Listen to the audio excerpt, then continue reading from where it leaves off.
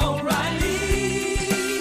You need parts? O'Reilly Auto Parts has parts. Need them fast? We've got fast. No matter what you need, we have thousands of professional parts people doing their part to make sure you have it. Product availability.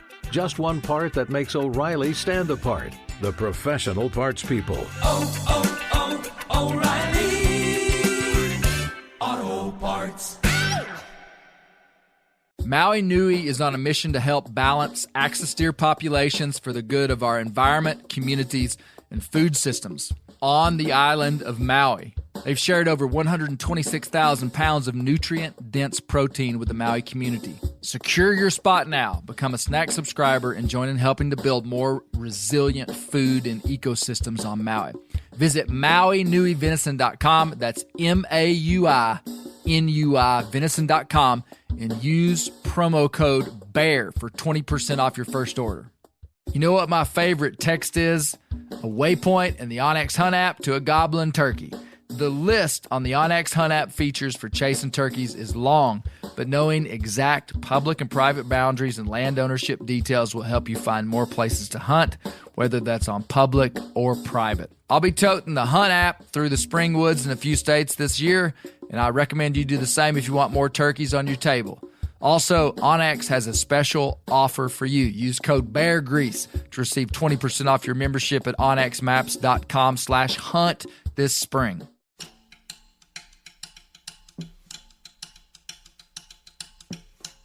You're riding a boat together, or you're walking out to a place together, you're sitting in a blind together, and the conversations can just continue while you're duck hunting. On this episode of the Bear Grease podcast, we're back in the swamp in pursuit of understanding the cathedral of the mallard duck, green tree reservoirs, or GTRs as they're called. This is part 2 in the final episode in our series on Arkansas duck hunting. We've explored the ancient Mississippi flyway and the unique culture of the waterfowlers who've dedicated their lives to ducks. Get ready for some drama because the trees and the GTRs are dying. We'll talk with Austin Booth, the director of the Arkansas Game and Fish Commission, and waterfowl biologist Luke Naylor. We'll look into the complexity of conservation issues on public lands, which can be slow to navigate. But in the end, we'll hear what the plan is to save these critical flooded bottomland hardwoods. I really doubt you're going to want to miss this one. Do we want to tell our grandkids what it was like to hunt Biomeda? Or do we want to listen to them tell us what it's like?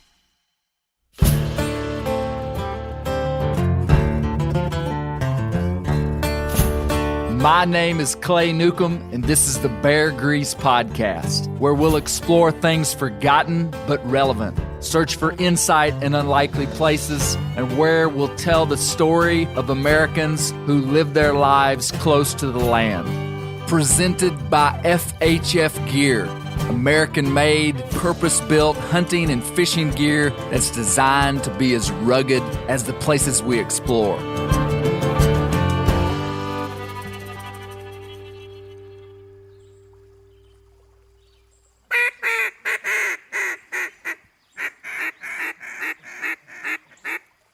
Started when I was 9, and so this will be is my 64th duck season. When I say that to people, they just sort of look back at me like, well, wait a minute, what does that really mean? And they realize 64 times you've done this. This is Mr. Bobby Martin. So you started hunting public land in Arkansas when you were just a kid? Yeah, literally 9 years old. First time was, like a lot of kids, my dad took me on the first trip and put me on his back and hauled me across a rice field in Wynne, Arkansas. And so all of my life I've hunted. If there was a puddle of water in Arkansas with a duck on it, I'd probably have hunted it. You said your dad used to take you and leave you over at Biomeda for a couple of days when you were just a kid. Yeah, actually, by the time I was 13, myself and another hunting buddy, and, we were just really kind of eating up with it. After Christmas week, we were out of school, so my dad would take us down, and we'd hunt on a Sunday morning, and then he'd leave in the afternoon and leave us there. We camped in a pup tent and walked in hunting. into an area that's called Government Cypress, principally. Anybody around Arkansas, by me, they know exactly where I'm talking about. So we would be there, and then about on Wednesday, each during that week, he would come in, check on us, and take us into Wabaseka, Arkansas, to the laundromat so we could dry whatever was wet, and there was always something wet. Yeah.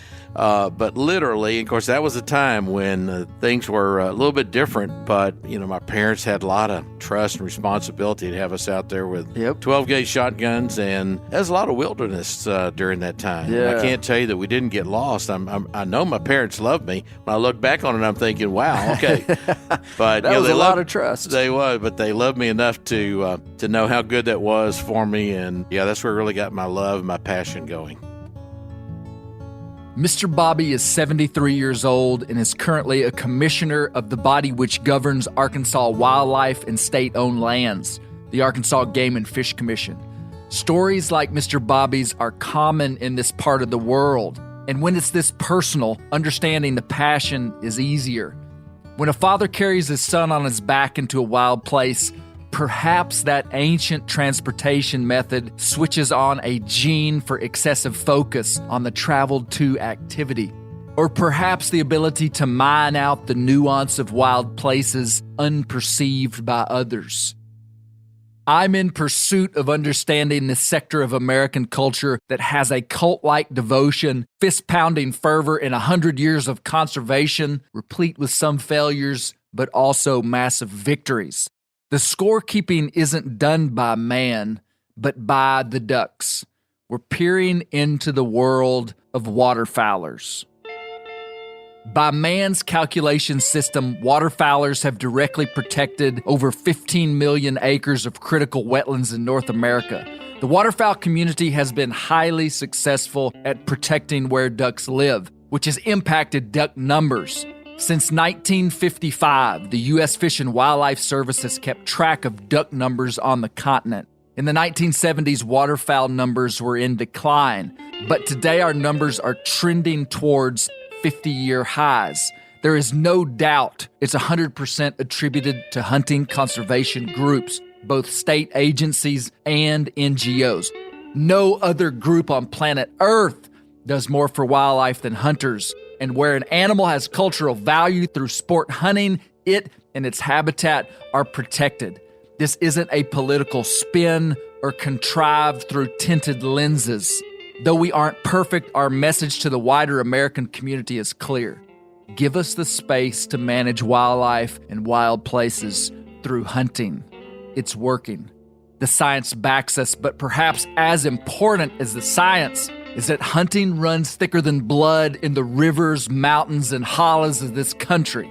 I continue to be amazed as I look into our American roots, from the rich history of the Native Americans' connection to the land to the frontiersmen. We are a nation of hunters, and this is something to be proud of. The story of Arkansas duck hunters and their desire to protect habitat is just one small piece of a big story. In this last episode, we talked about why Arkansas is known as the duck hunting capital of the world.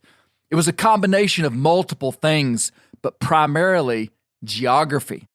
Here's world champion duck caller Jimbo Ronquest recapping a few things for us. You just look at the land. So you start way back. Ducks used all the river bottoms. They used the Biomeda Basin, the Cache River Basin, the White River Basin.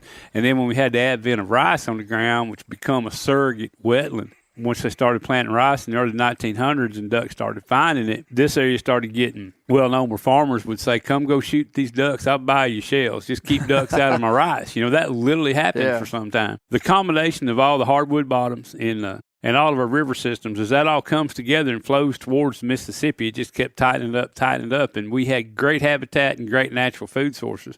And then we added to that with the advent, again, rice production, now corn, milo, whatever people are planting in food plots. I love it when natural systems do what natural systems do. And just like this morning, you and me are sitting in a duck hole over here watching ducks fly by, and you can't push them too hard to go somewhere they don't want to go. Right. They're going to go where they want to go. And that is Arkansas.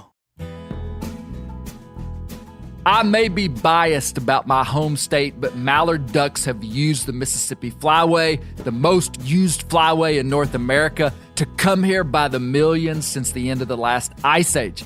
It has to do with the geography of rivers and continental drainage, agriculture, and us having the largest stands of green tree reservoirs in the United States. From the duck hunting side, Arkansas is the capital because of what duck hunters call hunting in the timber. I'm new to duck hunting, but it didn't take me long to learn two things. Mallard ducks are the king, and hunting flooded timber is the Rolls Royce, the flashy mule, the cast iron skillet cornbread of duck hunting. But we need to establish why. Here's Sean Weaver, Meat Eater's duck guru, talking about hunting in the timber. Coming from the outside into duck hunting, you just feel like the goal of duck hunting is to kill as many ducks as you can. Whether you kill those ducks on the edge of a field, or whether you kill those ducks on a river, or whether you kill those ducks in flooded timber, you would not intuitively, just from the outside, be able to say which one is more coveted, has more value, and is cooler. Why is hunting ducks in the timber so special? Yeah, you raise a interesting point there. For a lot of people, it's actually not just a numbers thing. It's not just how many ducks you can kill. It's not just shooting your limit. It's how you kill them. And for example, if you go hunt a pit in a rice field, those ducks don't always finish right. They might kind of hang above the decoys at 25, 30 yards and give it a real good look, but not be backpedaling feet down over the decoys. And yet they're still in shooting range and you get to shoot those ducks. But for a lot of guys, especially guys that really kind of have the game figured out, they would rather take just a few ducks a day, feet down, hovering over the decoys, knowing they've got them fooled, really fooled. That matters more than just the number. And to shoot ducks in the timber, it's kind of an all or nothing proposition for the ducks. They're either going to stay up above the trees and screw around, spinning around, working, but not fully committing. But once they've come down through that canopy, they're committed. They've made their decision, and you have fooled them at that point. And I think that the fact that when you're shooting ducks in the timber, they're usually fluttering around feet down is a big value to a lot of people and why it's so coveted to do it. Here's Jimbo on why the timber is special. I've noticed lots of these guys get a little tongue-tied when they talk about it. And I don't know how to really explain it, but it's kind of a funky word to use for it, but it's the intimacy of it. It's you're in close, you're standing against a tree. But I've had it where ducks light, you can just almost grab them, and you're calling, and they're you notice today a lot of times them ducks, the ones that we finished, they'd come right on top of that because looking for that call, and then you have to get them to look for the decoys, and just the fact that that's what they're doing, they're coming looking for you.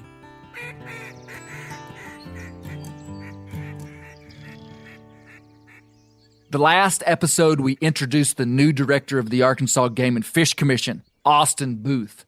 As a lifelong public land duck hunter, he's just like these other guys, a bit at a loss for words.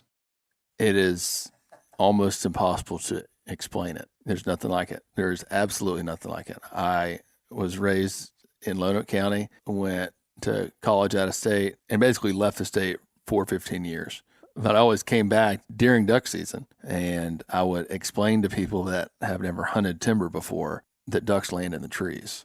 And they look at me and like... they're just supposed to know that that's really, really special. No, they wouldn't believe me. They're like, no, they don't. I'm like, yeah, they do. They say, you mean you're standing in the woods in a bunch of water and ducks will land down into the trees, into the water? I said, yes. They wouldn't believe me.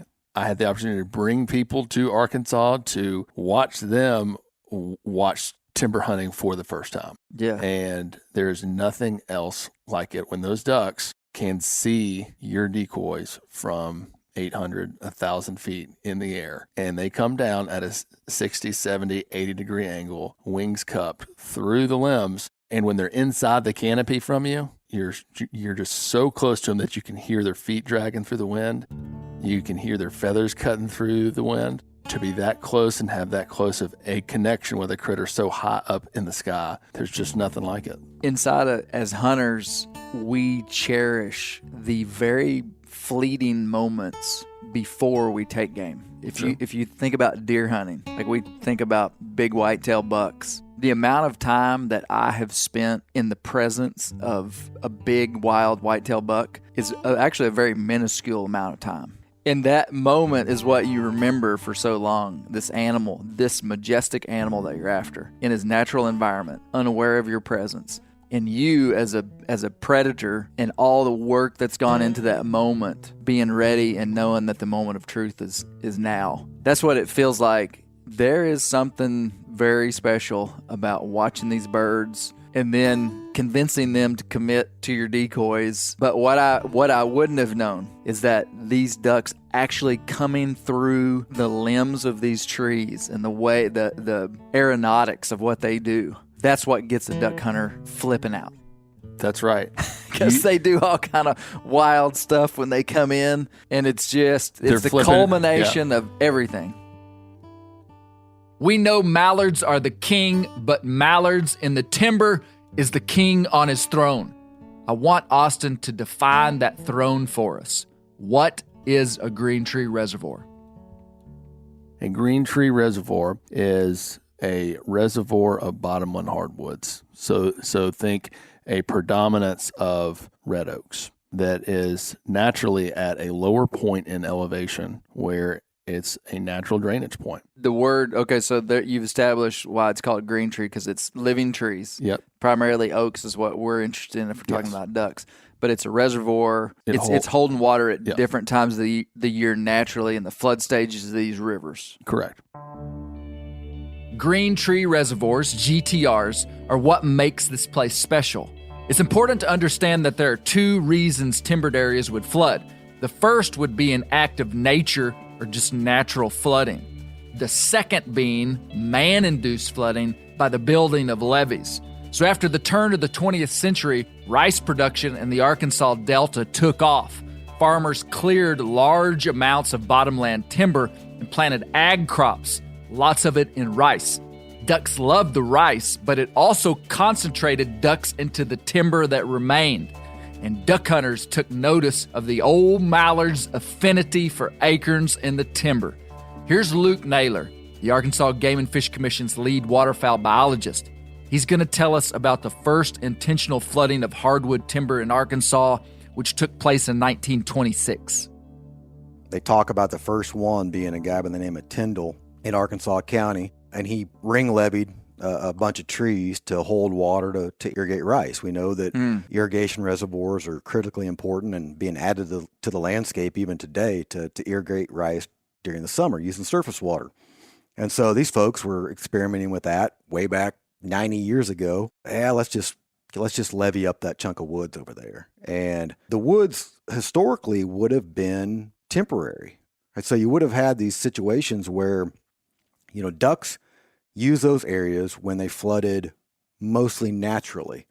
Right. So just for a short period of time, for a short period of time, maybe not every year. Almost certainly not every year, depending on the elevation. I see. And so then you get people, early hunters, and see that, okay, wait a minute, if these woods flood, the ducks get in it. And that's really awesome because we get to go hunt the ducks in the woods, and that's really cool. So then they start seeing, okay, we're going to build a reservoir here to flood our rice in the summer. And wow, so we've kept this thing flooded for a couple years in a row, and the ducks are in it all the time now in the winter. So, okay, let's put two and two together here. Let's keep doing this. Yeah, let's keep doing this. Let's keep flooding these areas on a regular basis, because when they flood, we shoot ducks. When they're dry, we don't shoot ducks. Let's fix that. Just human nature at work. Then that kind of led us to where we are now with this whole notion of consistency in flooding. And that over the course of decades and generations of people, it builds in a idea of what's normal. It is, and human nature, we love consistency, but basically nothing in nature is consistent. Nothing in nature is consistent, and that's an important phrase to remember. As is common to man, people began to find ways to get around nature's inconsistency and building water-holding infrastructure that allows large tracts of land to be flooded and drained was the ticket. It's important to know that both private and public land have water holding infrastructure, but the Arkansas Game and Fish Commission manages over 50,000 acres of it on 40 different GTRs. All this was great, but about 20 years ago, we started to notice a problem. We wanted to hold water. We wanted to hold water to make the 60 days of duck season more predictable. We wanted to have water on the trees well enough before the duck season started where the ducks could enjoy it and understand what they could eat there. The problem with that is when we put the infrastructure in place, we just didn't know a whole lot about tree dormancy.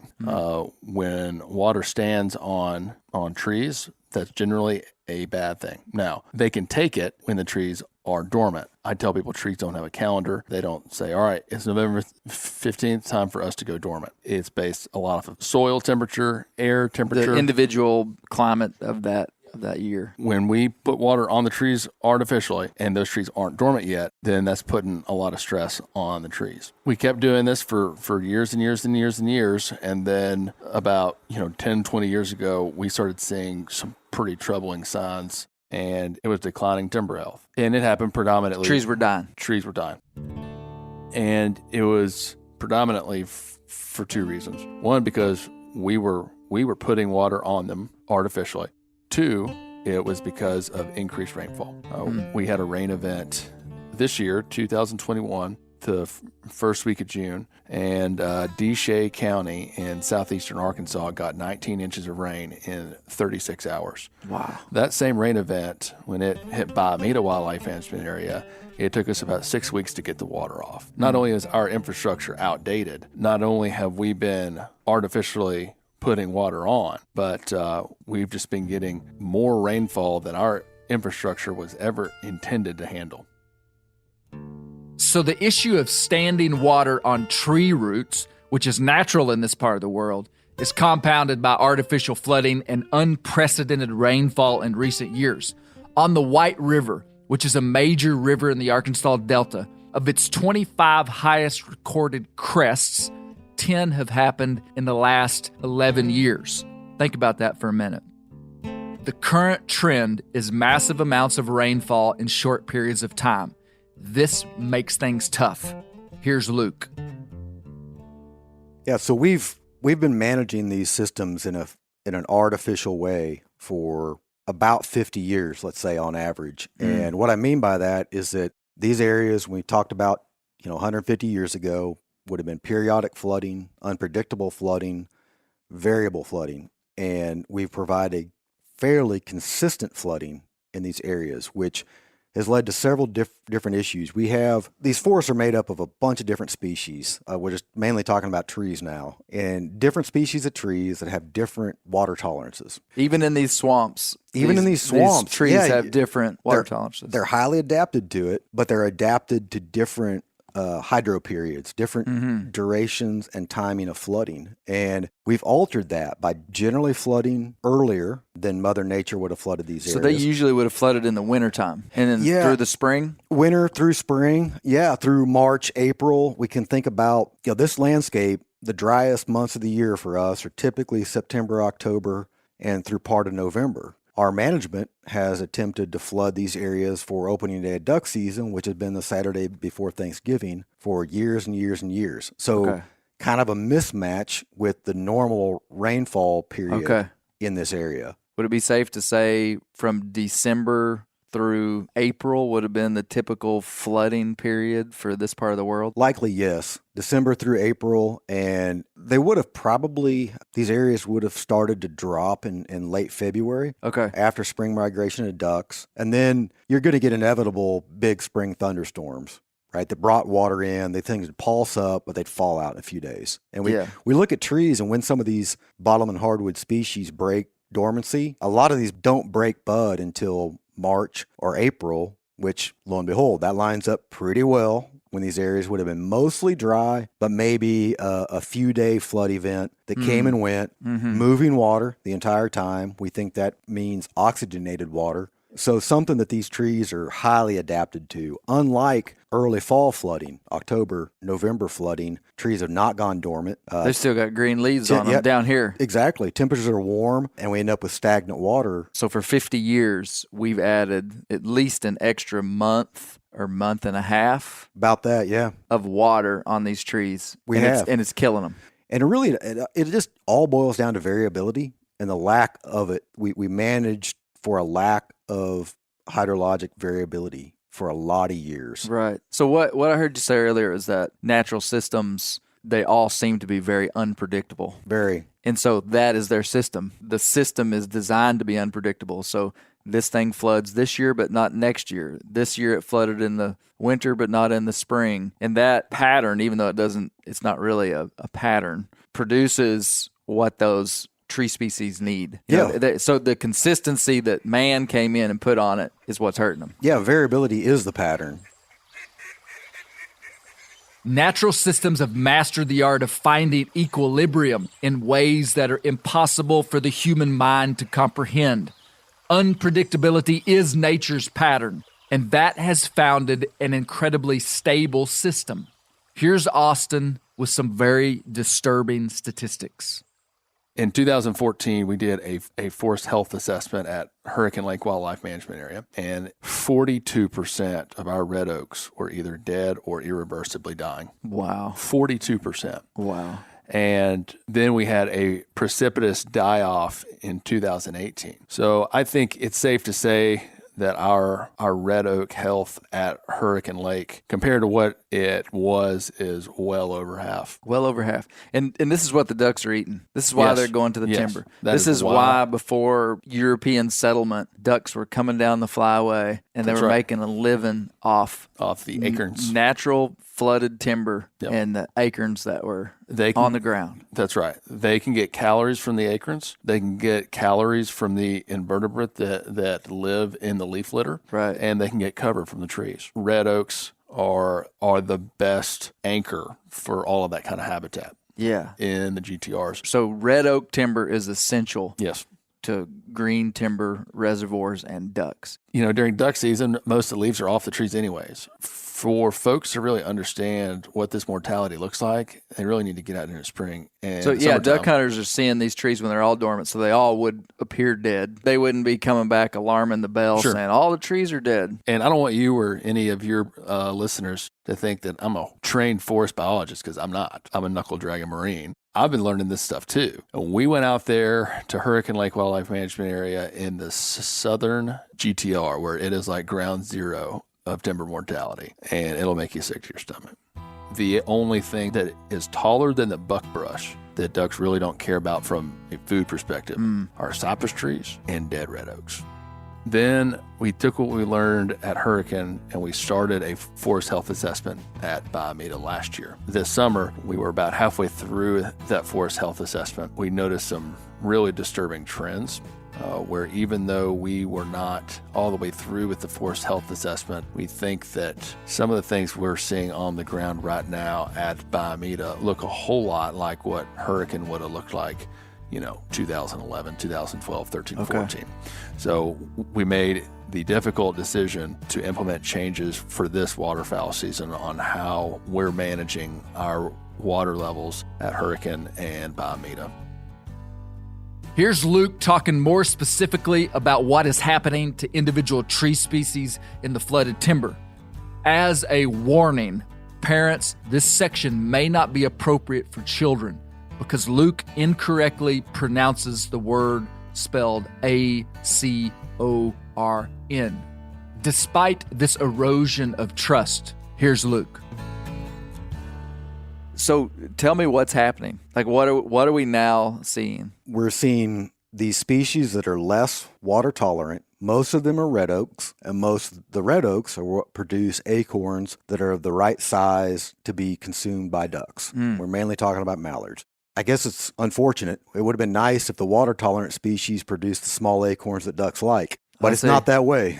We've got willow oaks, which a lot of people around here call pin oak, but it's not a true pin oak. Real slender leaf tree that's extremely common, which is a produces a nice small acorn that mallards and wood ducks just love. Nuttall oak is another species. And that willow oak is water tolerant. It is not water tolerant, and that's the catch. So we've got willow oak. You got these different tiers of water tolerance that we think these trees have, and we think willow oaks. I'm a big oak guy, man. Tell me the stratification of water tolerance. Yeah, so I'll start at the high ground. The least water tolerant, we'd probably talking about cherry bark oak and water oak are kind of the higher species within these bottom and hardwood systems. Maybe a month of flooding is what they can tolerate. You step down a little bit, we think willow oak can take maybe a month or two. We're talking 30 to 60 days of dormant season flooding. You go down the gradient a little bit more, you find Nuttall oak that can tolerate maybe a couple months of flooding. And then you move down to overcup oak, which is highly water tolerant.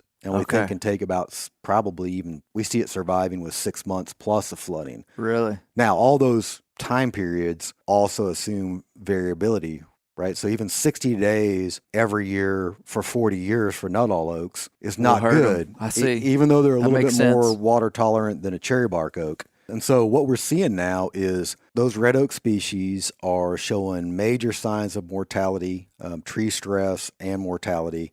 And so we've had massive die-offs in some locations that have been fairly sudden. And we've had a bunch of other areas that have been just kind of a slow bleed. Lots of just showing signs of stress, falling out of the forest on maybe in little fits and starts. You maybe have a year where you lose a bunch of them, and maybe they hang on for a few more years, and you lose a bunch. So a really kind of a slower process in some places, which is interesting because it makes it a whole lot harder to detect. Yes. When you don't see a massive die-off that happens in 2 or 3 years, a lot of folks can simply go into these areas year after year after year, and the change is so subtle that it's almost imperceptible unless you really, really stop and look at it. And it's generally happening with these willow oaks and Nuttall oaks are the two predominant species on WMAs that this is happening to. The artificial flooding is selecting for water-tolerant oak species, and unfortunately, those types of oaks produce acorns that are too big for ducks to utilize. Literally, they can't swallow them. Waterfowl needs small acorns produced by Nuttall and willow oaks and some other red oak varieties. But the water is killing those kinds of trees and not allowing the young trees of those species to survive. Trying to understand how all this could sneak up on us is a complex question, but it's something that the AGFC has been tracking for over a decade. The answer is pretty simple, and it's both biological and social. Here's Jimbo Ronquest giving us a little history. Heck, even 10, 15 years ago, people like Luke Naylor and Buck Jackson, Mickey Heitmeyer, different ones were talking about something's going to have to be done or we're going to lose this whole ecosystem. Finally, here a few years ago, we had a big timber die-off at one of our WMAs. Everybody talked about it, and we scratched at it a little bit, tried to educate folk, and there's folks still thinking, wow, it's fine, it's good, we got to keep flooding it. Well, finally, Game and Fish stepped up and said it's time to do something. And in some ways, they may be a little late, but they took the bull by the horns and are making something happen. They said, no, here's what we're going to do. You heard him mention that for a long time, Luke and many others have been crying wolf. And it's worth bringing up that the amount of research-driven data, the assessment of public opinion, and all the other factors that come into implementing long-term plans isn't always a fast process. We all know that whatever direction a government agency goes, it's going to take some criticism. Couple that with the passion around Arkansas waterfowl hunting, and it's easy to see the difficulty with getting the timing right on this. Here's Luke talking about the challenges of managing trees. It is. They were early because they're trees and they live so long. It's a tough system to study and identify these changes. And you start to see in the scientific literature and in just general writings of within agency documents and such, you see mention of tree stress fairly early on in the growth of GTRs as a management tool. You start to see Okay, quickly. so there was some noticing of this is maybe hurting the trees. Right. People noticed it. Tyndall's reservoir was quickly treeless. It was a dead stick reservoir. So folks noticed pretty quickly that, wow, okay, that's flooding year round is not good.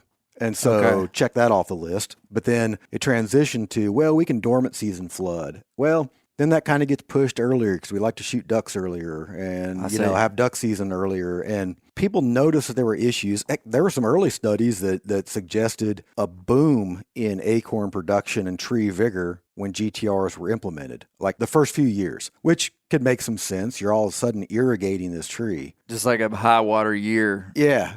If that happened just for a couple of years, maybe it would spike production. Exactly. So it spikes, but then it's kind of a short-lived benefit. Right. It's just a really slow burn. And as hunters, as we go out there in the winter, no leaves on the trees except those early, during November when there'd be water on it. But in December and January, you go out and look at these places and it's kind of like, well, there's oaks here. There's trees. I got a tree to lean against to hunt. So what's the problem? Yeah. And we've just done a better job here recently to actually scientifically document these changes and the decline in forest health.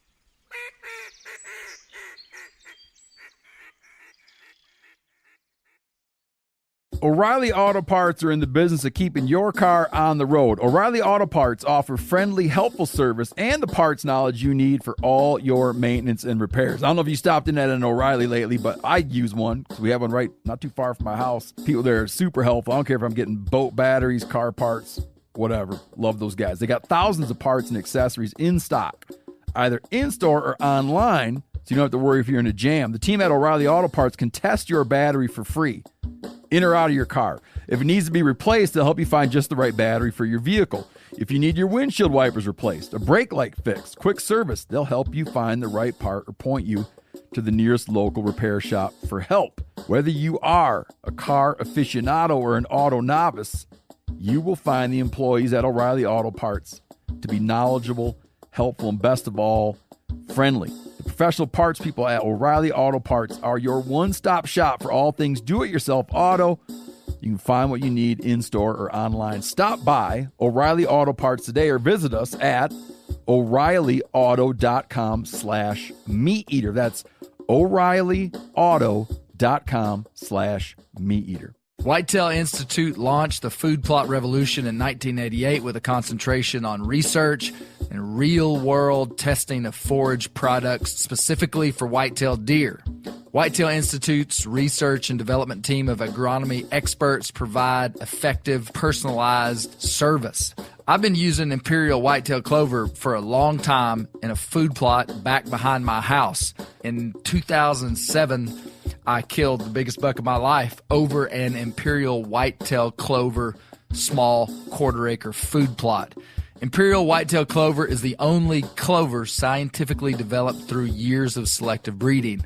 Clover Extreme genetic stability provides extreme cold tolerance, disease, and drought tolerance. It really does. Clover is coated with Whitetail Institute's Rain Bond, a polymer coating added for enhanced seedling survivability. They have an exclusive offer for Bear Grease listeners, 15% off Imperial Clover when you use the code BEAR at whitetailinstitute.com. That's whitetailinstitute.com and use code BEAR for 15% off. Ready to win Mother's Day and cement your reputation as the best gift giver in the family? Give the moms in your life an Aura digital picture frame preloaded with decades of family photos. She'll love looking back on these memories and seeing what you're up to today. Even better, with unlimited storage and an easy-to-use app, you can keep updating mom's frame with new photos, so it's the gift that keeps on giving. And this is not a joke. Juju Newcomb has an Aura frame, and we share photos, and they're incredible. Also, my mother-in-law has one. We have them. They truly are really good, really high quality. The Aura frame is easy to set up. It takes just 2 minutes to set up a frame using the Aura app. It also adjusts the display depending on light levels in the room to maintain the true color of your photos. For real, the digital screen is amazing. Right now, Aura has a great deal for Mother's Day. Listeners can save on the perfect gift by visiting auraframes.com to get $30 off plus free shipping on their best-selling frame when you use code BEAR, B-E-A-R, BEAR. That's auraframes.com. Use code BEAR at checkout to save. Terms and conditions apply. Here's Austin, and he's going to tell us what the plan is. So, Austin, it's clear that there's a big problem that's going to affect the flyway in a significant way and really has the potential to change duck hunting here in a significant way. So it's like the problem is very clear. Talk to me about what you guys are doing. We are temporarily managing water levels to a lower level to let two things happen. First, for us to get the infrastructure in place that we need to manage this water consistent with the level of rainfall that we're getting, and two, to undertake some aggressive forest management on the wildlife management areas. At Biomeda, we normally manage that water to 180 feet mean sea level on average.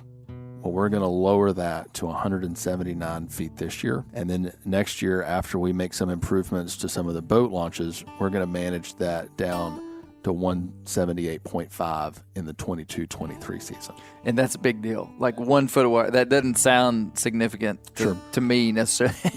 But tell me how significant that is. Yeah. And there's a key caveat here. All right. If we lower the water level to 179 down from 180, that's a 25% reduction in public access. In the amount of water covering the ground that is duck huntable ground. Yes. So by lowering the water 1 foot, you're reducing the amount of flooded timber by 25%. As a baseline. And that's the caveat. In the 22-23 season, if we lower it another 6 inches like we plan to down to 178.5, that's another 25%. From 180 down to 178.5, a total of 50% reduction. However, that's a 50% reduction as a baseline. Austin, what do you mean by that? It means that we are not saying, we're going to drain these suckers dry and we're going to leave them dry. Our goal in this is to replicate a more natural flooding model. So Biomeda is a 33,000 acre wildlife management area, 17,000 acre GTR, but its watershed clay is 750,000 acres.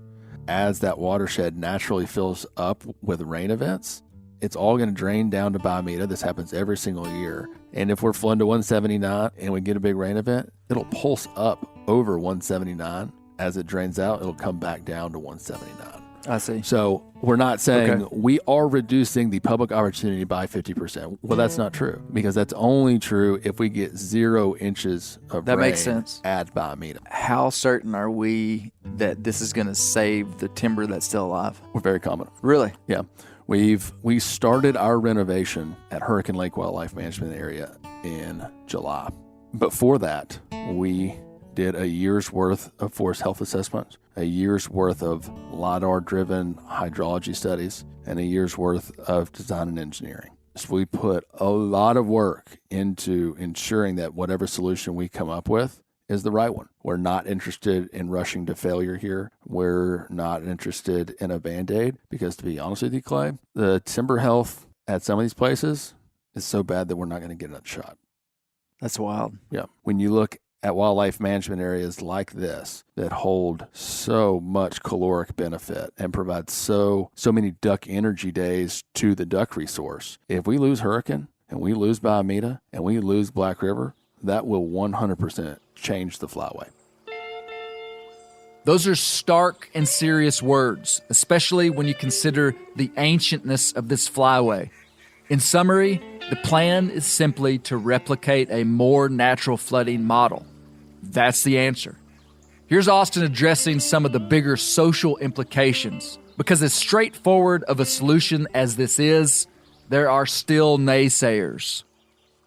It's more than about a few seasons. We believe the average age of our public land duck hunter is about 23 to 25. I've told people that it's an opportunity for us as a generation of waterfowl hunters to ask ourselves the hard question of what we want our legacy to be. Do we want to be known as the consumers, or do we want to be known as the sportsmen that made the difficult choice for the resource? Do we want to tell our grandkids what it was like to hunt Biomeda, or do we want to listen to them tell us what it's like?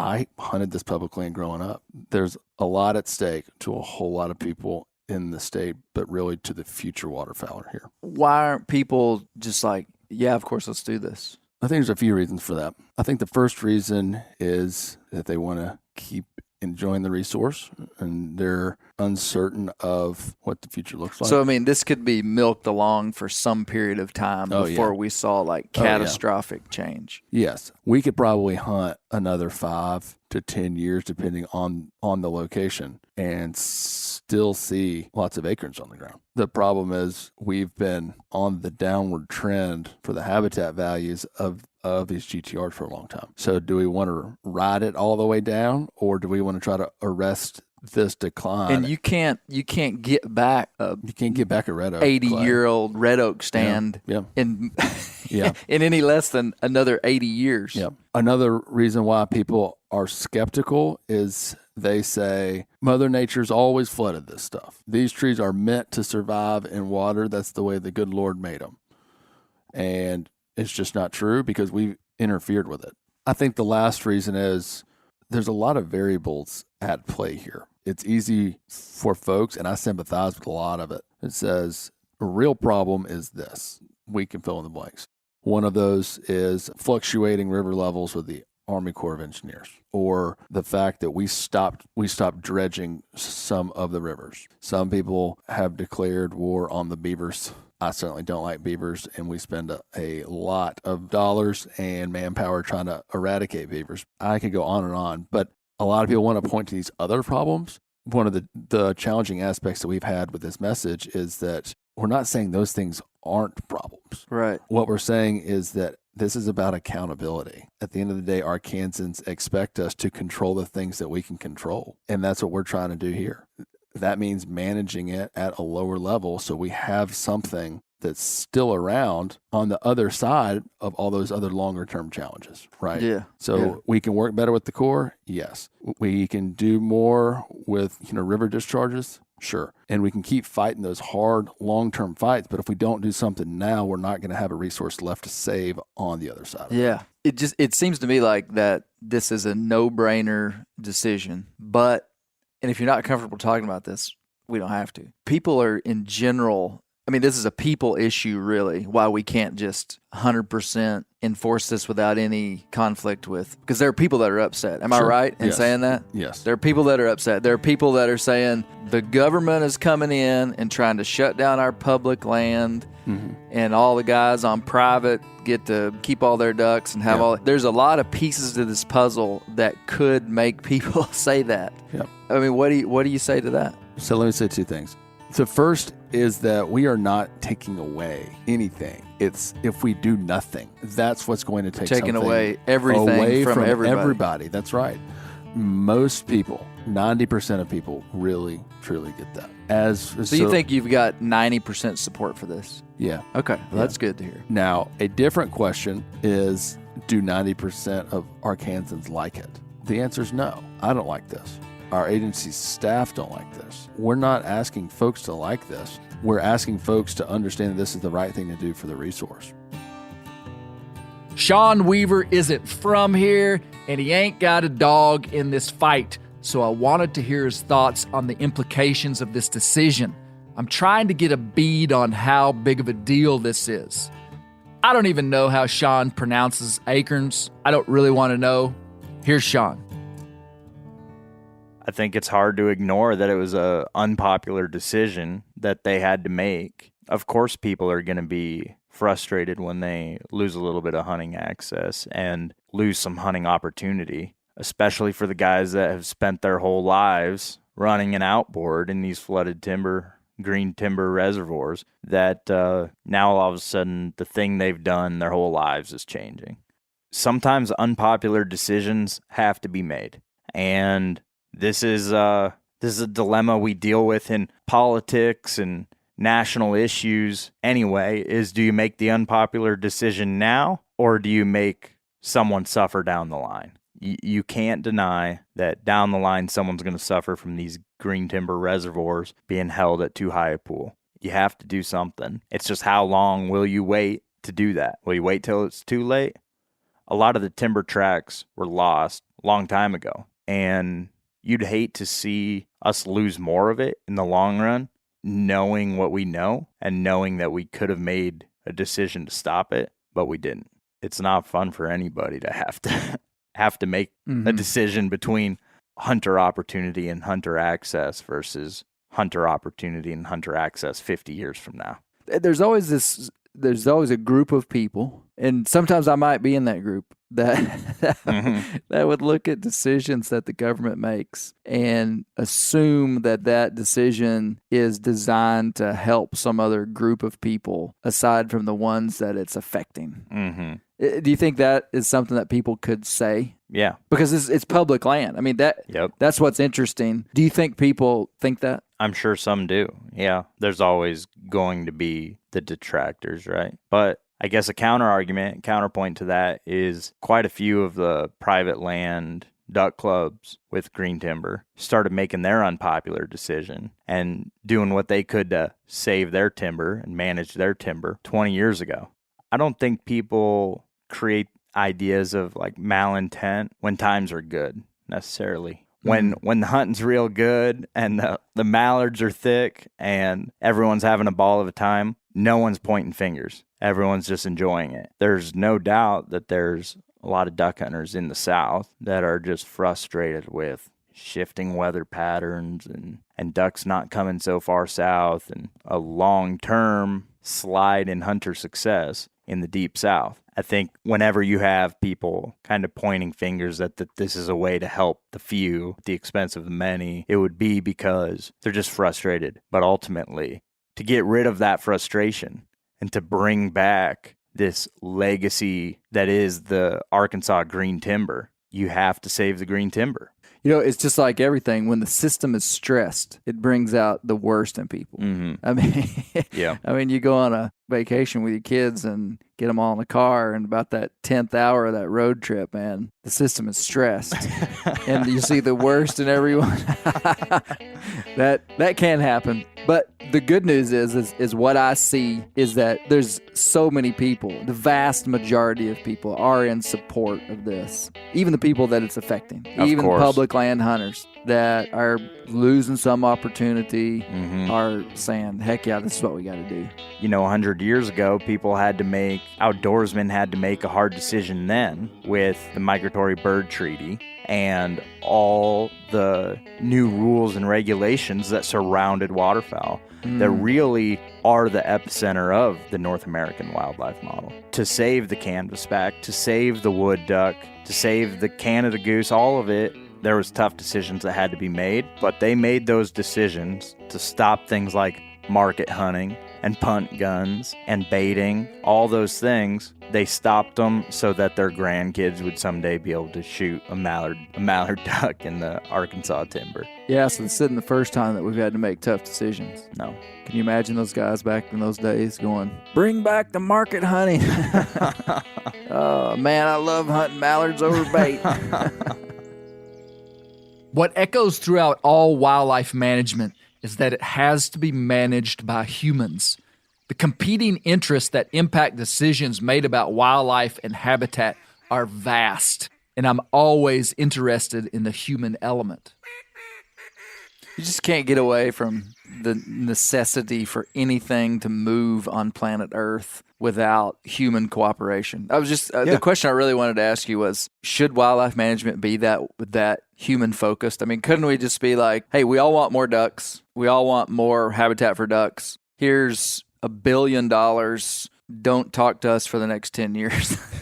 Just print the regulations. I mean, but it's not that clear cut, is it? Modern wildlife science was driven by people, by hunters and other early conservationists. So it's always been driven by people, and we've learned more and more and more about the science of wildlife management. But again, I was taught early on, wildlife management is both science and art. And the art part, I think, is where a ton of the human element comes in. Right. And we're getting better these days with bringing the science side of it in to the human element with social science research and the whole scientific field of social science. Some people talk about human dimensions research, that kind of stuff. Human Dimensions research studies how and why humans value natural resources. I had no idea this even existed. It covers a wide range of stuff from cultural, social, and economic values to individual and social behavior. Basically, there's research dedicated to understanding how people might respond to something like the GTR issue. And to go back to my hypothetical question to Luke, it's a good thing that human values play into wildlife management, because it's possible that the powers that be might place no value on wild places, nor value on giving people access to hunt, like most of the world. Man, sometimes I think we don't realize what an incredible place we live. While we're talking about humans, we can't have this discussion about public land duck hunting without mentioning something vitally and literally connected to it: private land. We're talking about public because it's the only place most of us have any right to give input. And you guys know that there are those who dog on those who have access to private land. We've all done it. However, in my experience, a lot of people that have access to private land, they have it because they've sacrificed big parts of their life to get it. And I have the right to say that because I hunt a lot of public land, but also a lot of private. And I love them both for different reasons. We're all on the same team. Here's Luke on the importance of private land.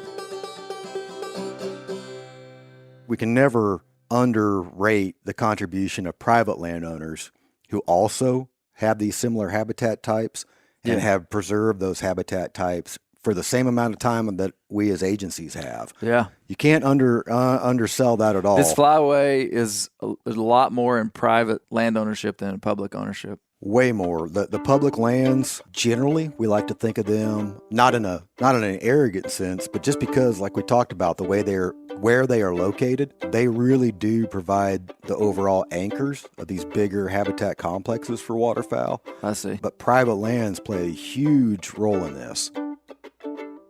At the beginning of this episode, Mr. Bobby Martin told us that he grew up hunting public land in Arkansas. What he didn't mention is that most of his life, he's exclusively hunted public land. He wasn't a member of a private duck club until he was in his mid-50s. Point being, he's a duck hunter. I've heard about a man by the name of Rex Hancock, and I wanted Mr. Bobby to tell me his story and how it relates to us today. You know, when the name Rex Hancock comes up, particularly for somebody of my age, it's a reminder how people come along that are so critical to conservation and really have ensured that we're able to see and enjoy what we have today. So Rex Hancock, these goes back into the 1970s, early 70s, and he's well known as probably one of the strongest fighters, if you will, for conservation, and particularly here in Arkansas. Mm-hmm. He was a dentist out of Stuttgart, Arkansas, during a time when the Corps of Engineers embarked on channelizing the Cache River. And the Cache River and the Cache River Basin is really the second largest kind of, sector, if you will, of bottomland hardwood resource, and particularly how critical that's been to waterfowl in the state. In all of the Mississippi Flyway? All the Mississippi Flyway. In fact, the Cache River has always been viewed to be about as critical as the Everglades is, or Chesapeake Bay, or Okeechobee Swamp. From the environmental side, what it did and what it adds to the critical ecology and everything of this part of the country, and particularly the Mississippi Flyway. So when that channelization began, obviously it began to destroy then the bottomland hardwoods. Describe that for me, what that means. Channelization, why it was negative. They literally, and of course it was motivated by trying to improve agricultural drainage and so forth. And this was during a time when, again, as we talk about our hardwoods in particular, now today what we have that's left was really spared the saw and the plow. Channelizing the Cache River meant literally just turning it into a ditch. And in fact, during all that era of time, the Corps went about a 4.5-mile stretch before they were finally stopped.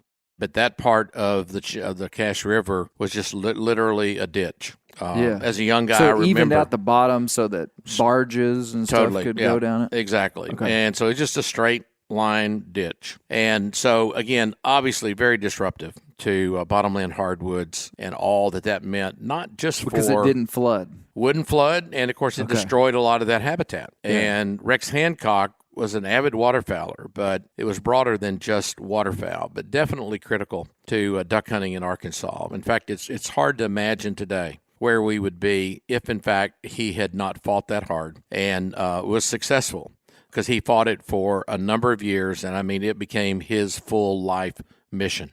And so he was, going to Washington, D.C., he was fighting every angle, and he was almost a one-man war against the Corps of Engineers during that time to try and get that stopped. And, he's very stubborn, obviously, as a guy that would never give up. But, he won the fight. When you look at it back now, that victory was really all of ours. It's this generation and the generations yet unborn that now are able to still, have this natural resource that is so critical and remains critical to us today. So, he was facing a man-made challenge. And I find today when, all that we're hearing and we're talking about here now that we know we've lost so much of our forest where we've been flooding at our own discretion to, enjoy waterfowling and so forth in our green tree reservoirs and so forth. And, of course, now we've learned that doing that over an extended period of time, doing it wrong, we now have, lost a lot of timber. And now we're in a fight.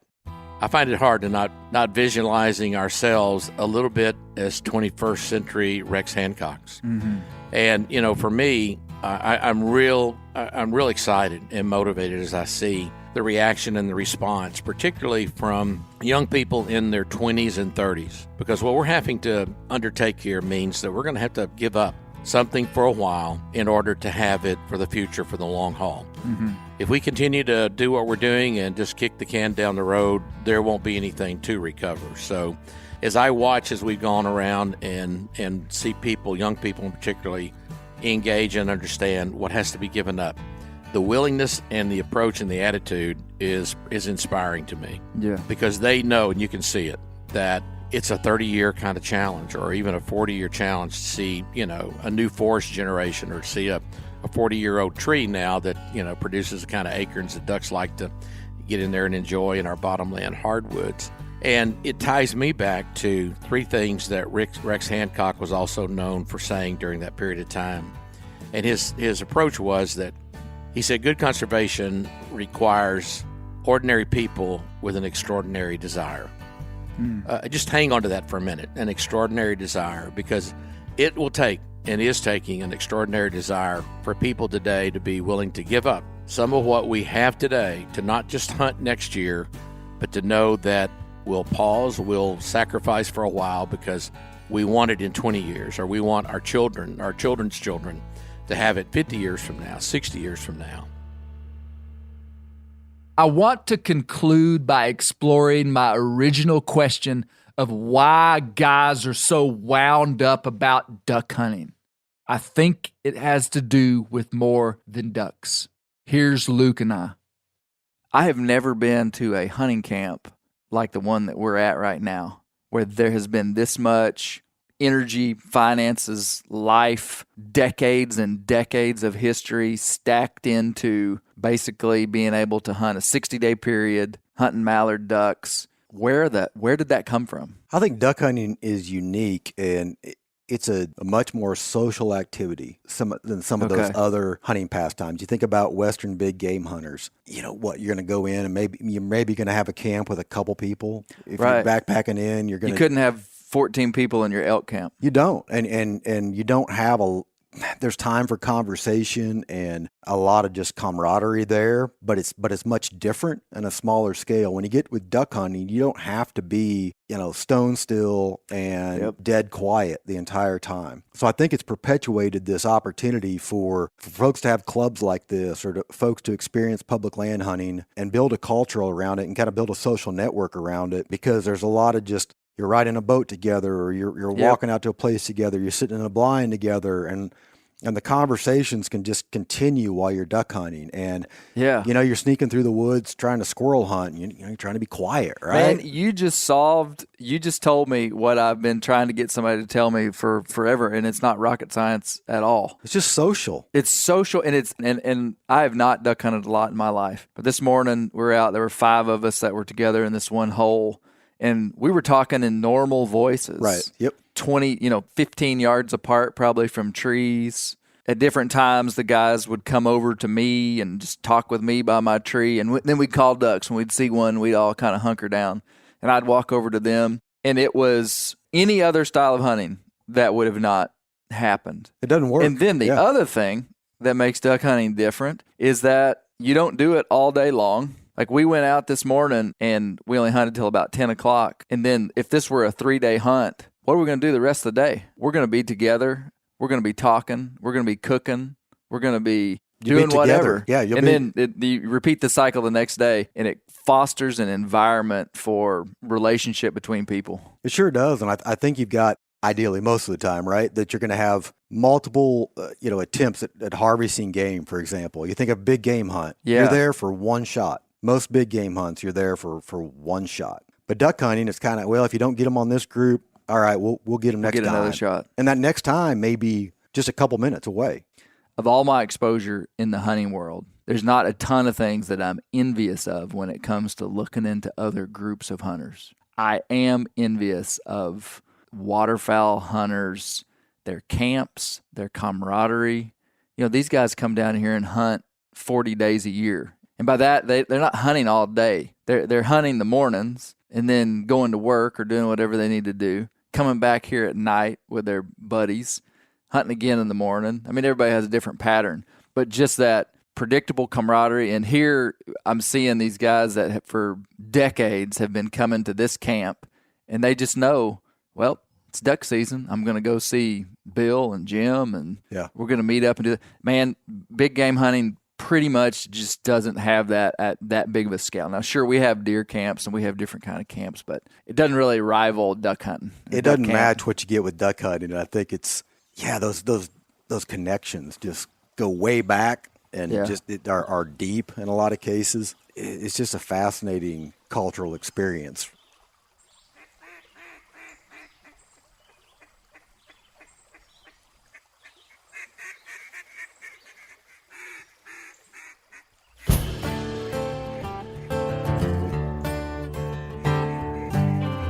I've been inspired by peering into the duck hunting world.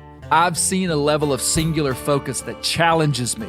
I love the traditions of waterfowl hunting and that it lends itself to building human relationships so naturally.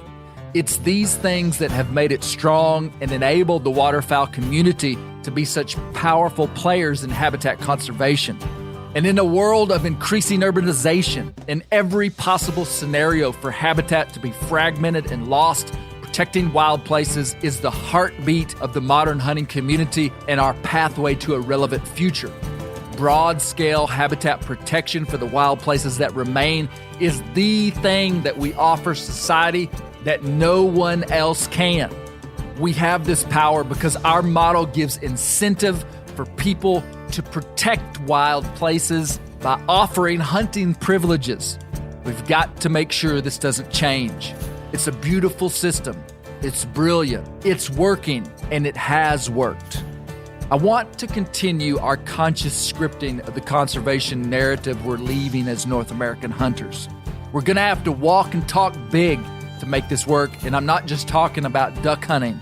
The way that we'll survive the test of time is by intentional unification, and as Rex Hancock said, by not just giving lip service to conservation. In some ways, the American hunting lifestyle is a cultural artifact of times past, and often artifacts are considered irrelevant unless they're interpreted by and their relevance is proven by those who know their value. In conclusion, I believe that most of our state wildlife agencies are doing the best they can with the resources they have to preserve wild places and hunting access and our hunting culture. There will always be disagreements and ways that things can be done better. So we'll keep using the appropriate channels to communicate our values to those in leadership. That's fantastic. In a future that is uncertain for wildlife, we're all going to have to make hard decisions that mean we'll sacrifice in the short term for long-term benefit. And that will be our legacy. Thanks for listening to Bear Grease. I hope you've enjoyed the series on duck hunting. And hey, check out the new Bear Grease merchandise on themeateater.com. We got some cool shirts, gonna have some hats in soon.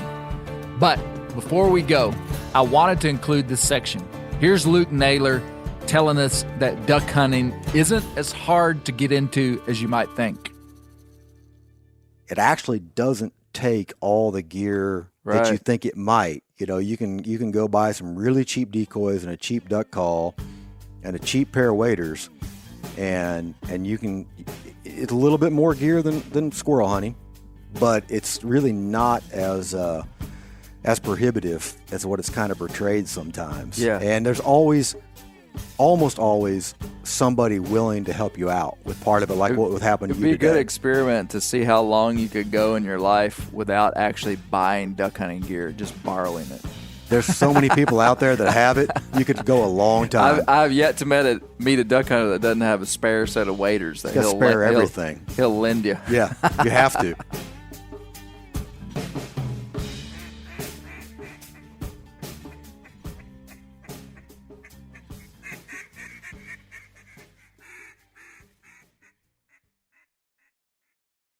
This show is sponsored in part by BetterHelp. Around New Year's, we get obsessed with how to change ourselves instead of just expanding on what we've already done right. Maybe you finally organized one part of your space and you want to tackle another. Or maybe you're taking your supplements every morning and now you actually want to eat breakfast. In the last year, I've been more diligent about going to the gym on a regimented schedule, and it's made a lot of difference in my life. Therapy helps you find your strengths so that you can ditch the extreme resolutions and make changes that really stick. Therapy is helpful for learning positive coping skills and how to set boundaries. It empowers you to be the best version of yourself. It isn't just for those who've experienced major trauma. If you're thinking about starting therapy, give BetterHelp a try. It's entirely online, designed to be convenient, flexible, and suited to your schedule. Just fill out a brief questionnaire to get matched with a licensed therapist and switch therapists at any time for no additional charge. Celebrate the progress you've already made. Visit BetterHelp.com/grease today to get 10% off your first month. That's BetterHelp.com/grease. I'm sure a lot of you guys remember the old ceremonial hunting tradition of eating the heart out of the first animal you kill. Meat from those organs are among the most nutrient-rich foods on the planet. You can get those same benefits your ancestors craved via convenient daily capsules from Heart and Soil. Find out more at heartandsoil.co. And remember, use code MeatEater for 10% off your purchase.